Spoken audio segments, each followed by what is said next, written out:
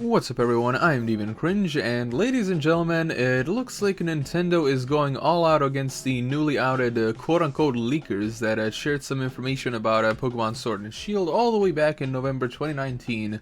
And by the way, before I get into it, I just want to say that the reason why I say quote-unquote leaker is because this really isn't a leaker at all. It's basically just some complete total idiot that decided to, it was a good idea to like breach a contract to get their shitty website some clicks and all that. So yeah, with that being said, let's get into it.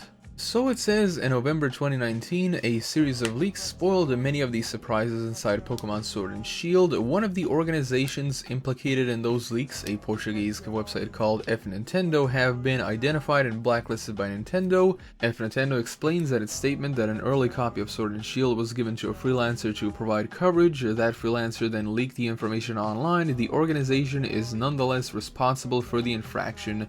And over here we have their full statement. It reads, quote, "We fully respect Nintendo's decision to cancel the confidentiality agreement between our companies as a result of this breach of trust," reads a statement issued on the F Nintendo website, and accepts that we will no longer receive products from Nintendo, nor will be invited to any of their events.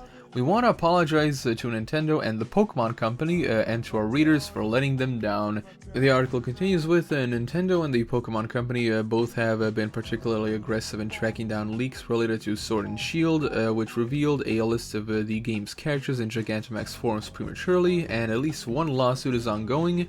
In December, a Seattle judge issued a subpoena to compel Discord 4chan and others to give up personally identifiable information related to the leaks on their platforms. Okay, so that last statement right there is pretty hilarious. I mean, a judge literally subpoenaed like 4chan. Like, are you kidding me right now? But anyway, back on topic. The thing is, I really don't like the fact that I'm doing this, especially with all of the debacles that have happened with Sword and Shield. But I actually do have to defend Nintendo on this one, because this isn't some like heroic individual that decided, oh my god, I'm gonna go against this gigantic corporation and share this information with the world for the benefit of everyone.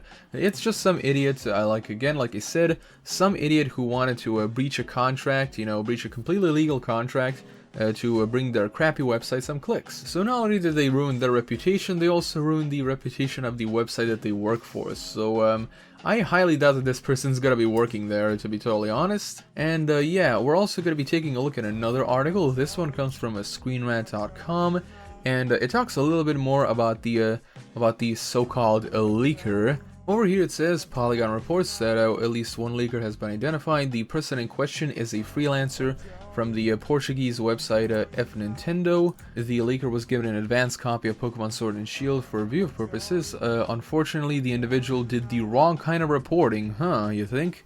To the wrong people, well outside of established rules. F Nintendo released a statement explaining how this hurts them and ultimately taking responsibility for the freelancer's actions. In my opinion, if I was running this company, I would not take any responsibility for this person right here. Okay, I would just out them and, be done with it, like, don't sue the company that I own, just sue this complete idiot, because that's what it is. Over here we have another portion of the statement which reads, quote, "Nintendo offered us a copy of the game for review purposes with clear embargo guidelines to which we agreed. The company then sent one to one of our reviewers who leaked the information. Following the investigation, F Nintendo severed its relationship with the reviewer." Of course, that's good, but again, F Nintendo shouldn't, take responsibility for the actions of this complete idiot, because in all honesty, this person, since they were a freelancer and all that, they technically weren't even employed by them officially. Our relationship with Nintendo Portugal dates back 11 years, but our part in this leak is a clear breach of confidentiality between us, and as a result, a total breach with trust with Nintendo. Isn't that just disheartening, ladies and gentlemen? You're basically maintaining a good relationship with a company for like 11 years, okay? This is Nintendo we're talking about, and just because of one complete idiot, it's all over, yeah. It continues with, Nintendo has blacklisted F Nintendo, which will no longer be invited to events or given products from Nintendo as a result. The company apologized to Nintendo and the Pokemon Company for its massive breach of trust and for failing, quote, "to handle the reviewer materials with sufficient care. When game companies trust people to know information that has not yet been released, clear guidelines are established." Yes, those are non-disclosure agreement contracts. One of the most basic is usually an agreement that certain information will not be revealed until a certain date and time. While the freelancer broke the rules, the publication is ultimately responsible for it, and they shouldn't be responsible. Unfortunately, this means that one person's actions hurt everyone else associated with Nintendo. While leaks are an exciting way to learn about an upcoming game, there are repercussions for leaking info, and one of those is that the leaker effectively becomes ground zero for an explosion that engulfs everyone around them.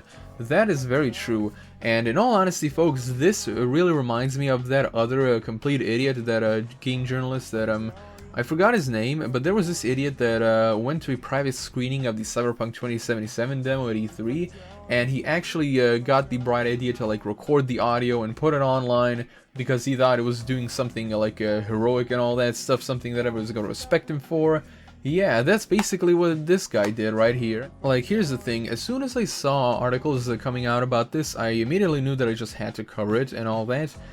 The problem is that a lot of articles that are coming out about this, and of course other YouTubers making videos about this whole situation, is that they are actually calling these people leakers, while in reality they are not leakers. They are basically just complete and utter idiots that decided to breach contract and basically do something that would just give them attention and all that. And of course the people that will ultimately suffer the most from this whole ordeal are the people that are working you know, in Nintendo and all that stuff, because game companies obviously talk, and as soon as, you know, this news got out, pretty much every relevant, you know, game developer and you know, publisher under the sun pretty much found out about this, and no one's gonna want to work with Nintendo. And basically what I'm predicting is that this company is just gonna shut down, because they're not gonna, you know, they're really not gonna get any business with other companies, because everyone's gonna view them as untrustworthy, or they're gonna view them as a company that really doesn't vet any freelancers to make sure that they actually, you know, stick by the rules of the contract. But you know what they say, them's the breaks, and all I can say to these people is, yeah, I guess it's time to, you know, find a new publication to work for and get back into the industry and all that. So that about wraps it up. Anyway, everyone, thank you all so much for watching. Be sure to subscribe, press the bell icon, and if you wish to support me, my page link is in the description below. And as always,